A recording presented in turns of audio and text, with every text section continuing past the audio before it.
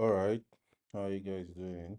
Today, I'm going to discuss identifying your ideal client profile.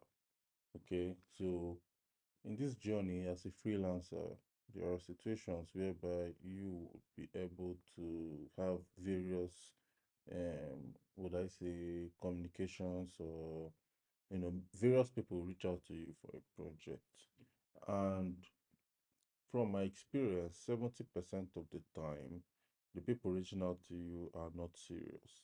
They don't even, especially if you're running ads, that you sometimes you get the worst people.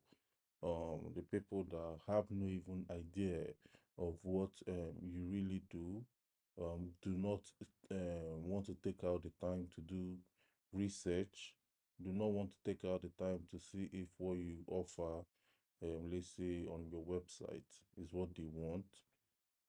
They just want to reach out to you and speak to you, you know, without even knowing what they want. So let me give you an example. Um, Back in 2020, I believe somebody reached out to me very early in the morning. When I mean early, I mean around 6:30, 6:45. It was not even 7 o'clock yet. And he told me that he's looking for somebody that is going to do a website for him. And I said, okay, that's fine. That is what I do. What does he want to be on the website? And because you need to know what you are developing in order to charge somebody to do the website for you. And he told me that I should inform him on how much is it going to cost to do the website, right? Now, I told him that I don't know. I need to know what the website is all about. And he said no, that every website should have a standard price, that I should let him know how much it costs to do the website. And obviously, from that statement, you could capture in that the person doesn't really know what he wants, or the person doesn't even have an idea of what it takes to do a website. So building a website or a web application like gg.ng and building a simple portfolio site can never be the same. So why does he believe that every website should have the same price? At that point, I was getting frustrated, so I had no idea of what I'm going to do next. I'll be very honest with you, I really didn't know what to do next. So a huge part of me was like, I should just cut this call and go back to bed because I was actually sleeping. I worked very late the previous night, so he woke me up from sleep, and he's even not being reasonable. He's sounding like somebody that, you know, I'm sorry to say, doesn't have sense.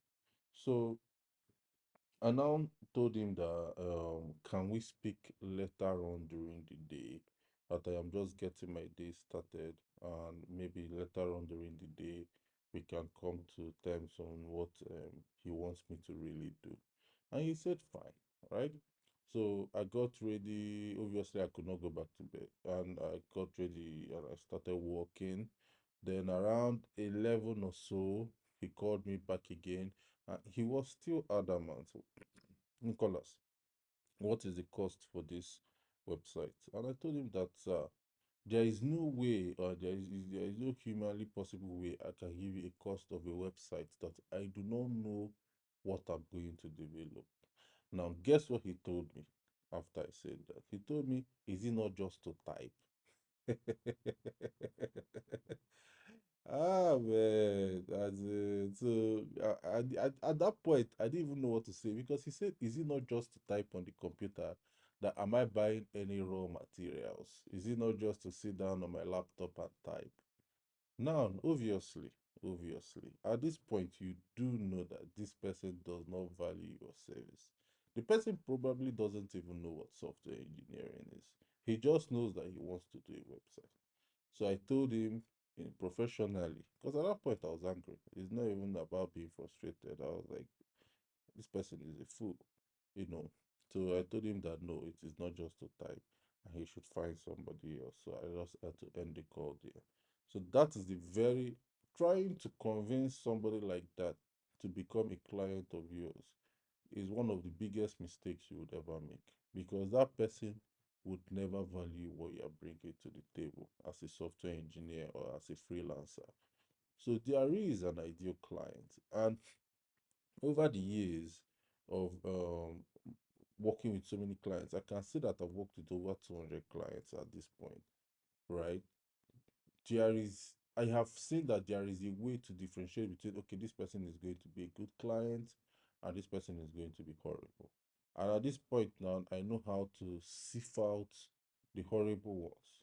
One of the ways you can know the horrible ones is just like I gave you now. This is a real life example that I gave earlier on. Now, most of the time, they don't even know what they want. That is another way to know somebody that is going to be horrible as a client. They don't know what they want. They just know they have like an idea of what they are trying to do. They have like a vision of it, but they don't know generally how it's going to work. And they would like to pass on the burden of you crafting the idea and the structure for them down to you, which is very horrible because if anything goes wrong, they'll tell you you are the one that structured the project. Their own is to just give you an idea. I'm not talking out of my ass here. This has really happened to me for real. The client reached out to me and told me he had an idea. I was excited, right? Okay, because the idea is something I would like to work on. Yeah. So he told me he has an idea that I should prepare the project scope. I did prepare the project scope. We started working on the project, and he had so many other ideas around the project that were not within the project scope. And he told me that I have to work on it. And I told him no, if he wants me to work on it, he's going to pay me an extra fee. And he said no. So at the end of the day, I had to refund him his money back. But what about all the time that I wasted? What about all the things that I have already done on the project? That one had to go. Normally, I'm not supposed to do refunds. I want you to get that right. That on a normal situation, it's not possible. But I always like to have peace of mind. Peace of mind has always been my number one thing.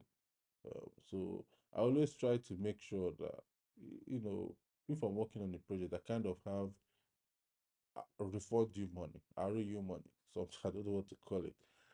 So that if there is a situation, I don't, I don't because bad clients, they are one of the people that can put you into serious depression. They can affect your peace of mind.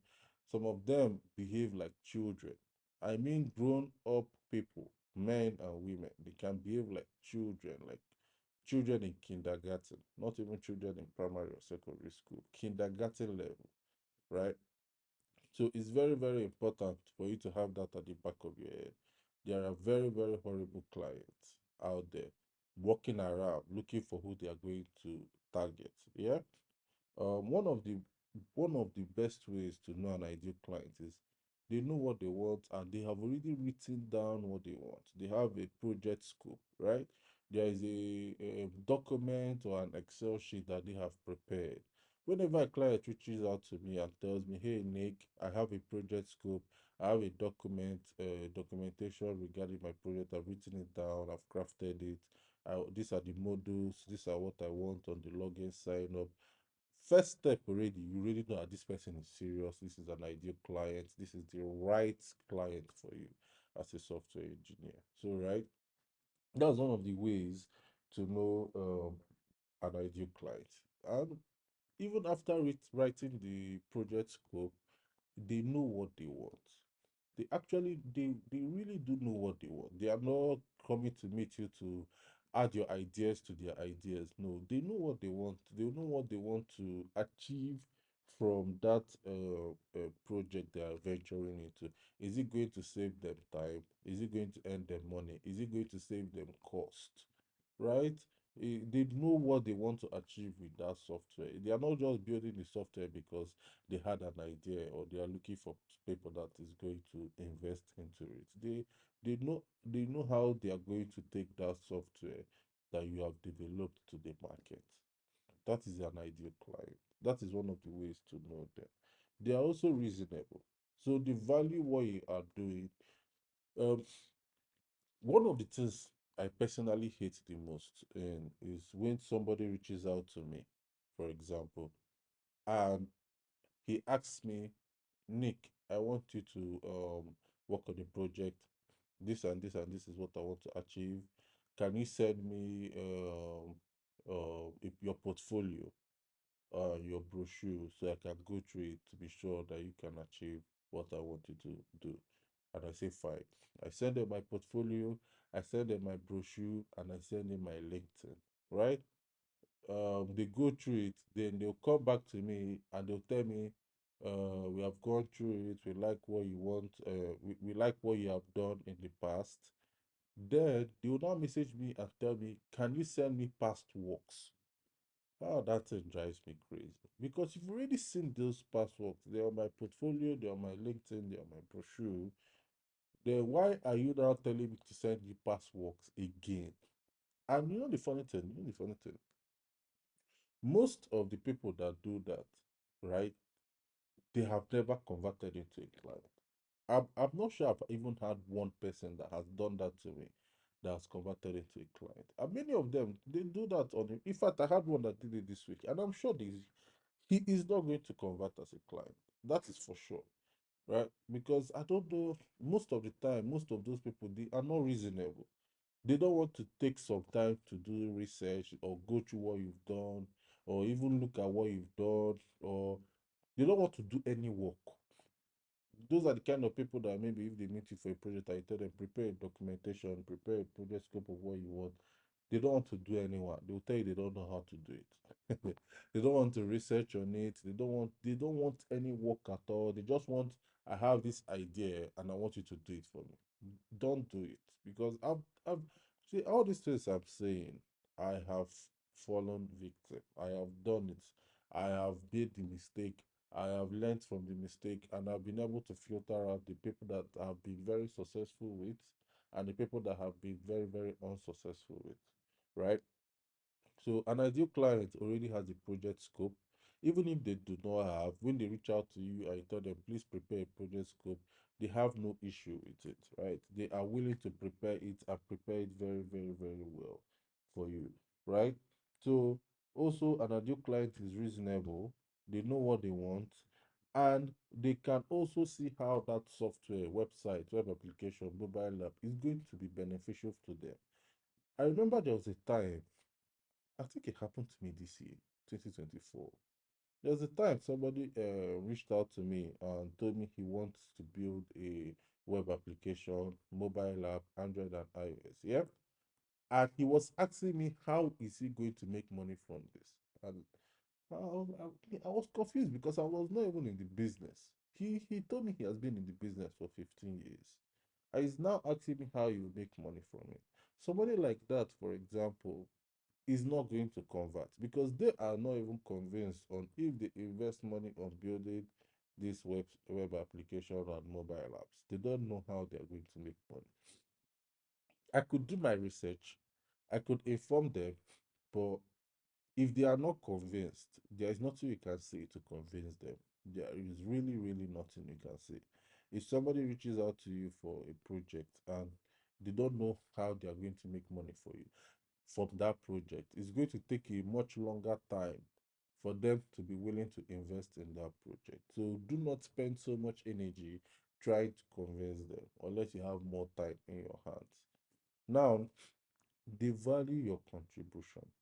So if you meet an ideal client, they want to know what you think on their idea, or how you can make their idea better. But they are still within that shell. They don't want you to scatter their idea. So for example, what they are requesting from you is because they know you have the technical knowledge. They want to know, should we get this hosting or this hosting? And they're willing to listen. Now, I've had a client, this was a good client too, but something happened, right? Um, he wanted me to develop a web application, Android and iOS, and I did all that. Everything was working perfectly. But he went to a conference, and when he came back from the conference, he told me he wanted to move everything to AWS. And I told him that that is a very wrong move, moving it to AWS, because GoDaddy, which was what we were using at the time for the server, could handle all those things at a cheaper cost. And what if you move that application to AWS? What you've spent on GoDaddy in a year, you spend it on a month on AWS. But after everything I said, really, he did not listen to me. When I mean he did not listen to me, he ignored me. He kept on pestering me. Let's move it to AWS. And I told him, if you are going to move it to AWS, I'm going to charge him for that. He said, fine. He actually paid me. And I told him, even before I moved it, that if you move this to AWS and you now want to move it back to GoDaddy, you are going to still pay me for it. He said, fine. I was like, well, it's not my money. We moved everything to AWS, right? After a month, the bill from AWS was $2,500 in just 1 month. Mind you, we are paying about 1,800, I mean $1,500 per year on GoDaddy. This was back in 2020. Oh. Back in 20. Nobody told him. He was not the one that decided that let's move it back to GoDaddy. Even though he paid me, it was stressful on my own part. I don't know how to even explain it because all those moving back and forth, sometimes if you're not careful, your database can just get really messed up, right? But that is an example of somebody that is like a good client. I won't call him an ideal, but he doesn't want to listen to you or he doesn't want to trust your technical knowledge. He just went to a conference. The conference, I don't know what they said in the conference. I was not there in the conference, but he came back and he told me that we have to move to AWS. What is the reason for moving to AWS? He kept on telling me it was scalability, and I told him this project has not gotten to that point. Obviously, I'm a fan of AWS. But if you are not making, if you don't have so much activities on your platform, there is no need to start launching your platform on AWS. If you don't have need for load balancer, if you don't have need to be going up and down in terms of your bandwidth, I don't see the point of moving to AWS. That is for cloud and it's for big, I consider it, this is my personal view though, I consider it for big institutions or applications that are taking in a huge user, activity, right? So that is a situation of where a client does not really value your technical knowledge, because if he valued your technical knowledge he would have listened. He did not want to listen and I gave him good reasons as to why. He only listened when after a month he got that bill from AWS. That was when he now knew he had to listen, right? And well, I don't know if it is a good thing, but after that time, that is when he now started listening to me. I was like, he's not doing anything until Nick agrees to it. But he had to feel the heat. Did you get? So, these are my own, from my own experiences, what I do know as ways to mitigate or remove people that are not ideal as a client to you or are not going to be good clients. So you meet a lot of um people requesting for your services. If you market yourself well, we'll still come to the marketing side. Um, if you promote yourself well, but for you to know a good client, you really need to know what they want. You need to know, if you build this for them today and you are done, tomorrow they cannot come and tell you that what you built is not what they want. That's horrible. The feeling of that is not good. So it's not good at all. So upfront, knowing your client is going to really, really help a lot more than if you don't know the client you're working with. When I mean knowing your client, I don't mean knowing them like you know who they are. Most of my clients, I don't even really know who they are. But knowing what they want, from the reason why they are contacting you from your service, the project scope, making sure that they are reasonable, making sure that they see the value in what you are doing. In terms of, even if you tell them this is what it's going to cost, they are not going to shout and say, is it not, what are you doing? Like the other guy said, is it not just to type? That's crazy. They appreciate your creativity because coding, I'm just, maybe it's because I'm a software engineer, that's why I'm more inclined in the software engineering and go. Programming is kind of like an art and a science. For me, it's majorly an art because the The way I code my software is totally different from the way somebody else would code his or her software. So it takes creative thinking to structure everything, right? Now, if they don't value your contribution, or another way, before I forget, is to know a bad client is somebody who, how do I put this? Somebody who does not even have an idea of what it takes to build a software. For example, do you know how crazy it is for somebody to tell you that a web application that you know that is going to take 6 weeks, for example, and the person is telling you that he wants it ready in a week? No extra cost, no compensation, no let's bring a bigger team, nothing like that. He just wants it in a week. You see a lot of stubborn people like that. They'll tell you, let's say you charge them, for example, 6 million for a project that is going to take you 6 weeks to do. So let's say 1 million per week, right? Um, or let me not use too much of a big number. I want to make it more common ground. Let's say 2 million for 6 weeks, right? Now they will tell you they'll pay you that 2 million. So the 2 million that you requested for actually, they are willing to pay you that 2 million. But they will now tell you they want it done in a week or in 2 weeks. That 2 million, that 6 million, that 15 million, that 30 million, it is not worth it. Because if they tell you they want it done in 2 weeks, and you truly do know that you cannot get this done in 2 weeks, they are just trying to find a way to not pay you that money. I'm telling you for a fact, truthfully. They will look for maybe they don't want to tell you I don't have the 2 million or I don't have the 6 million, right? But they will not tell you, I don't know, some people they feel that way. I've seen it happen to people. It has not happened to me directly, because once they tell me, I let this one early on in the business. Once they tell me that they want it done in 2 weeks, and maybe I know it's 6 weeks, I just end the conversation there. I say no, it's not something I can do, and I close up. But some people that I do know that it has happened to, they'll say, I know a programmer that had to, the guy had to put him in prison. Well, but after we went there, we told he shared the workload. Yes, he's at fault for accepting the money and accepting to do it in that 2 weeks instead of sticking to his ground. But after he shared the workload to us, when we are trying to see who's at fault here, because they got some people around that we are technical, and we decided that it's not possible to get this done in 2 weeks. That he, the client, really was being, is it malicious? I think that may be the word, or manipulative, in trying to force him to do this in 2 weeks.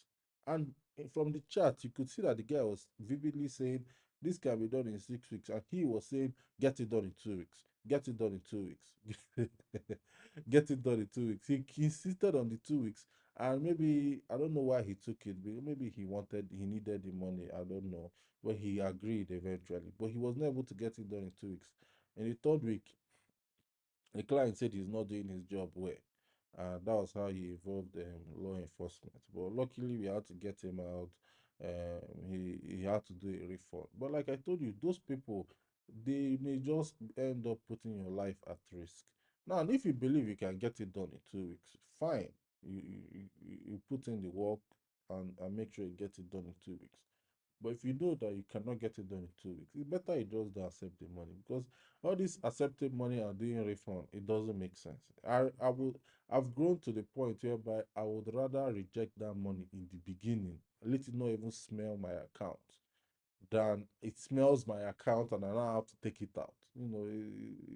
It's more painful that way. So I don't want to go through that pain. I rather say no. In fact, when I say no, for some reason I even feel empowered. As a I feel like yeah, I'm the man. So, I've gotten to the point where by saying no now it's even fun for me. But maybe I should not use that as an example for you guys, if especially if you're starting out, because I know that when I was starting out, saying no was very, very difficult. It is not like today. The only reason I can say no comfortably today is because I have options, right? And as you build, we'll come to that gradually in this series. As you build, you get to the point whereby you now have to start working on getting options. It's very, very important because I feel empowered now saying no or even referring them to other people because I have options. It's not just because I've been working here for a long time. You can be a freelancer for 30 years. If you don't have options, you'll be struggling like the first year you join the freelancing journey. And freelancing is a lifestyle, like I always say. Um, so I think that is all I have for you today. It is very important to know the profile of your client. Know if the client, he or she, is a good fit for you, And even though the client wants you to do something for you, don't see it like you are doing a favor to the client because the client is paying you. You guys are exchanging value. It's not free. It's not free, even though he's paying you money. You are giving him something that that money is going to equate to. That energy you are giving to him to build that software, it is very, very valuable. Very valuable. If it is not valuable, he will not be looking for a software engineer or a logo designer or a project manager, or whichever freelancing journey or type you want to be in. So that's all I have. Thank you for listening. Bye bye.